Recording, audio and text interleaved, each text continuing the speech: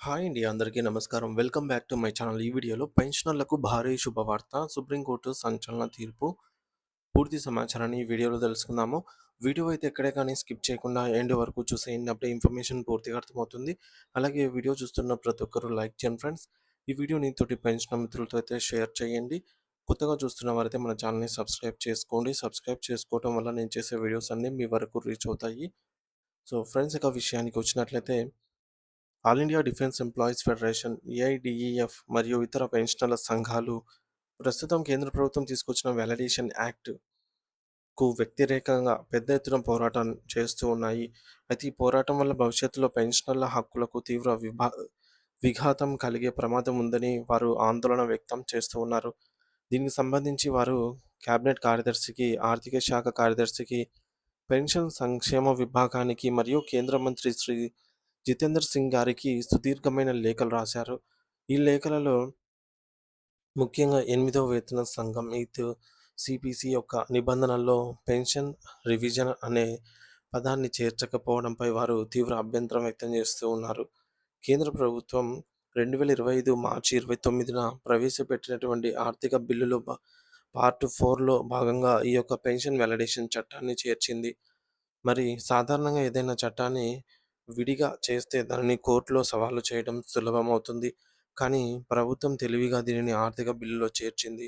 ఆర్థిక బిల్లును న్యాయస్థానాల్లో సవాలు చేయడం చాలా కష్టమని, ఒకవేళ సవాలు చేసినా అవి నిలబడే అవకాశాలు తక్కువగా ఉంటాయని ప్రభుత్వం భావిస్తోంది. అంటే పెన్షనర్ల హక్కులను కాలరాసే చట్టాన్ని మార్చినా దానిపై ఎవరూ కోర్టుకు వెళ్లకుండా అడ్డుకట్ట వేయటమే ఈ యొక్క వ్యూహం వెనుక ఉన్న అసలు ఉద్దేశం అన్నమాట. ఈ పరిణామాల నేపథ్యంలో ఎస్30 సంఘం వారు 2025 మే నెలలో సుప్రీంకోర్టును ఆశ్రయించారు. వారి వెంటే national coordination committee of pension association ఎన్సీసీపీఏ, retired IPS అధికారుల ఫారం మరియు మరికొందరు వ్యక్తులు కూడా విడిగా పెన్షనర్ల ఈ యొక్క పిటిషన్లను దాఖలు చేశారన్నమాట. సుప్రీంకోర్టు ఈ పిటిషన్లు అన్నిటినీ స్వీకరించి కేంద్ర ప్రభుత్వానికి నోటీసులు జారీ చేసింది.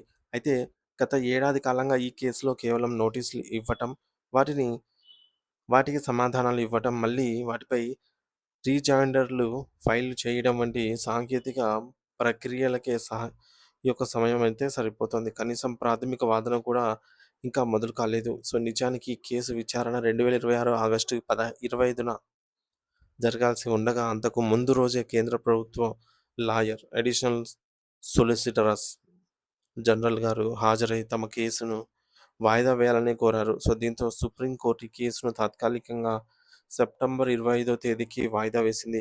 ఈ వాలిడేషన్ చట్టం వల్ల సిసిఎస్ పెన్షన్ రూల్స్లో ప్రభుత్వం కీలకమైన సవరణ చేస్తోంది. మరి దీని ప్రకారం పెన్షనర్లను వారు రిటైర్ అయిన తేదీని బట్టి గ్రూపులుగా విడగొట్టే అధికారం ప్రభుత్వానికి అనేది వస్తుంది. ఉదాహరణకు 8వ వేతన సంఘం అమల్లోకి వచ్చిన తర్వాత పాత పెన్షనర్లకు ఒక రకమైన ఫిట్మెంట్, కొత్త వారికి మరో రకమైన ఫిట్మెంట్ ఇచ్చేలాగా నిబంధనలు మార్చుకోవచ్చు. గతంలో సీనియర్లకు, జూనియర్లకు మధ్య పెన్షన్ తేడా వస్తే దానిని అనామలీస్‌గా పరిగణించేవారు. కానీ ఇప్పుడు ప్రభుత్వం ఆ యొక్క అభ్యంతరాలు లేకుండా చట్టాన్ని తమకు అనుకూలంగా మార్చుకుంది. మరో ఆందోళనకరమైన విషయం ఏమిటంటే, ఈ చట్టాన్ని ట్రిబ్యునల్స్ నుండి సుప్రీంకోర్టు వరకు ఎక్కడా కూడా సవాలు చేసే అధికారం ఎవరికీ లేదని ప్రభుత్వం పేర్కొంది. అంటే న్యాయ సమీక్షకు కూడా తావు లేకుండా చట్టం చేసుకుందనమాట. ఇంకా విచిత్రం ఏమిటంటే, ఈ చట్ట సవరణను 1972 జూన్ 1వ తేదీ నుండి వర్తింపజేస్తున్నట్టు ప్రభుత్వం పేర్కొంది. ఇలా వెనక్కి వెళ్లి చట్టాన్ని సవరించడం వల్ల గతంలో డీఎస్ నకారా వంటి కేసుల్లో సుప్రీంకోర్టు రాజ్యాంగ ధర్మాసనాలు పెన్షనర్ల కోసం ఇచ్చిన చారిత్రాత్మక తీర్పుల విలువ ఏమైపోతుంది అనేది ఇప్పుడు పెద్ద ప్రశ్నగా అయితే మారింది. రాజ్యాంగం కల్పించిన ప్రాథమిక హక్కులను కేవలం ఒక ఆర్థిక బిల్లు ద్వారా ప్రభుత్వం ఎలా తుడిచిపెడుతోంది అని సంఘాలు అయితే ప్రశ్నిస్తూ ఉన్నాయి. ఇక 8వ వేతన సంఘం 8th సిపిసి యొక్క నిబంధనలో పెన్షన్ రివిజన్ అనే మాట లేకపోవడం వెనుక ఈ యొక్క వాలిడేషన్ చట్టం ప్రభావం స్పష్టంగా కనిపిస్తోంది. పైగా unfunded cost of non contributory pension fund అనే పదాన్ని వాడటం ద్వారా భవిష్యత్తులో పెన్షన్ల కోసం ప్రభుత్వం చేసే ఖర్చును తగ్గించుకోవాలని చూస్తోంది.